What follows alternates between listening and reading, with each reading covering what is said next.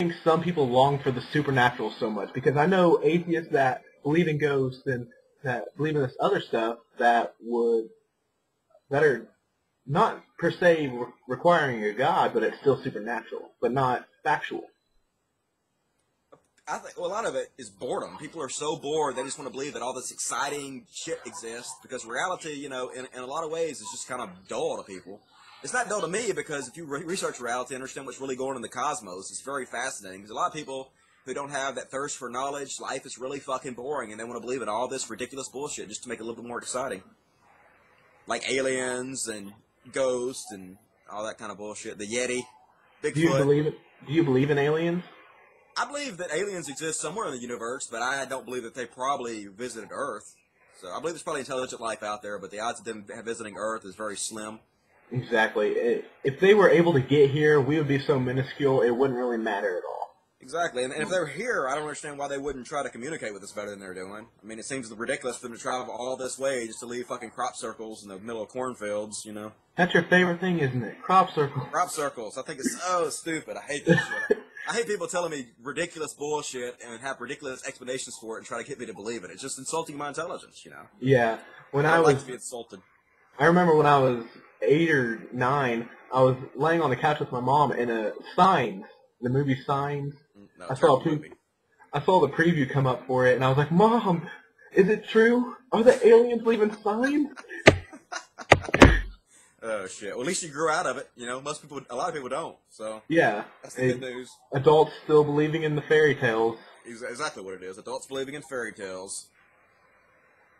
One of the biggest arguments that comes to a Christian is, where do we get our morals?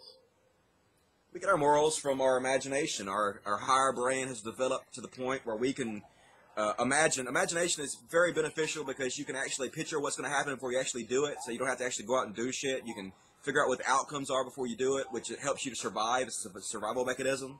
But imagination also helps you have empathy. Empathy, because you can put yourself in other people's shoes and understand what they're going through. And that's where our morals come from. It's understanding what other people are going through and doing unto others what you'd like to have done unto you. It's a very ancient concept, predates Christianity by thousands of years.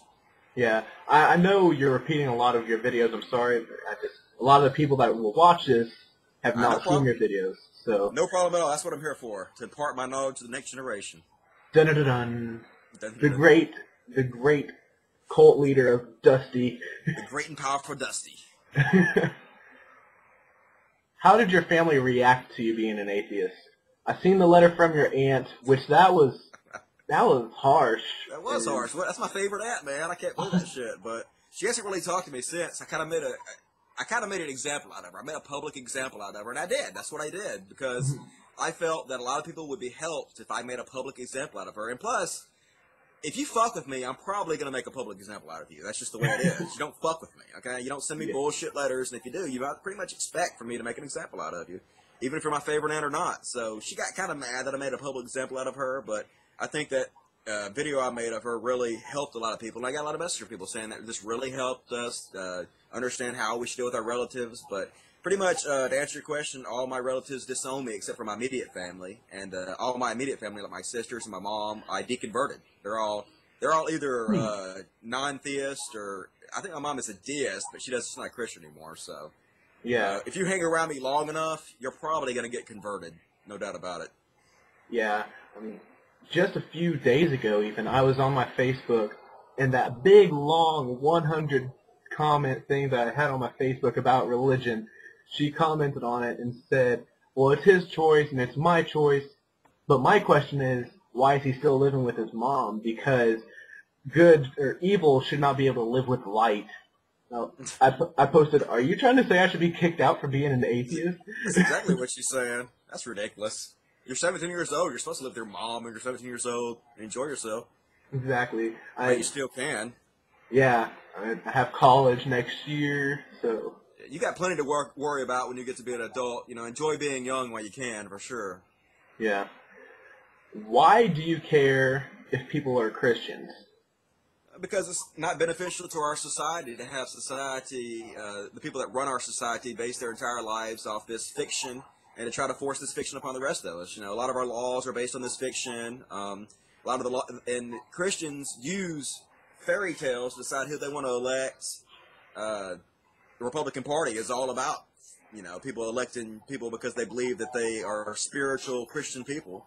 And the Republican Party is running this fucking country to the ground. So, having a society that bases the very foundations of what they believe on fairy tales is not beneficial to them. It's not beneficial to us.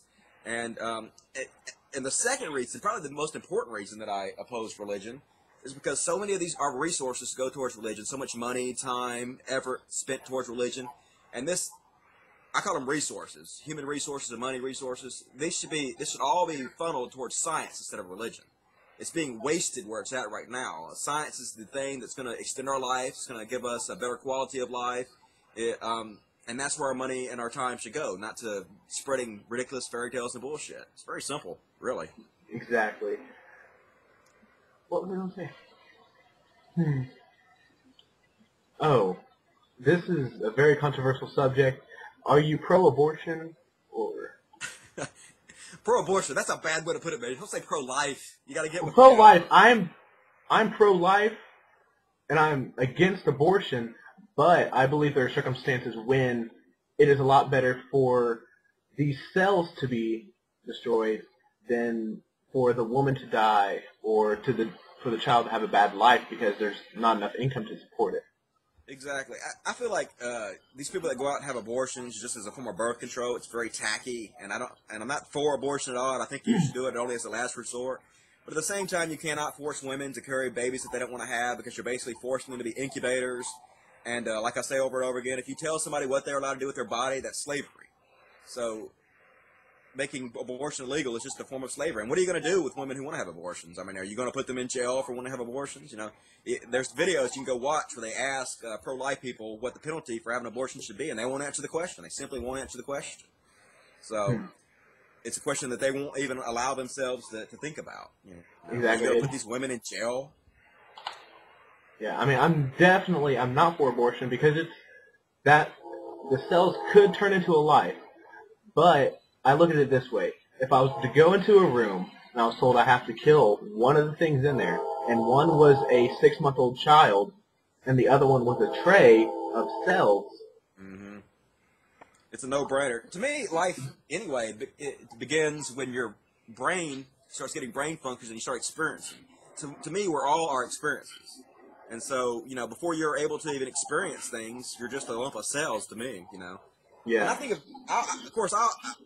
I've researched heavily into human physiology, and when you research it, you really realize that we're just biological machines anyway. We're just like biological robots. So, at the very smallest points before we actually start having experiences and stuff, it's just cell mass. It's just like anything else. It's like masturbation, Like sperm cells could equal a baby too, just like anything else. Exactly. But and no one cares about that.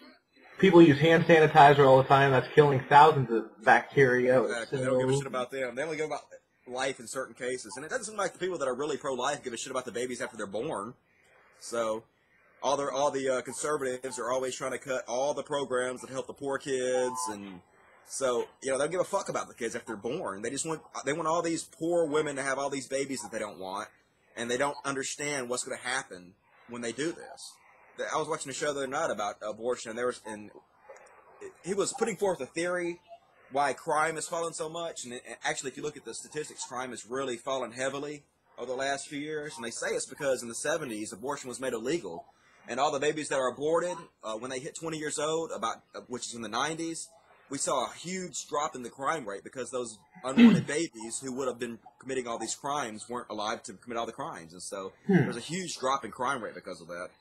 Yeah, and that's what I don't like. A whole bunch of Christians are like, it's end times, crime rate is going up, the world is going to end soon, 2012. They haven't researched it at all. Crime rate has never been lower, sex crime has never been lower. The reason people think that crime is higher is because we have all this media that focuses on every single little crime 24 hours a day and puts it in our face for sensationalism. But if you actually look at the stats, things have never been better. Our human quality of life has never been better. We've never lived longer, thanks to our modern science.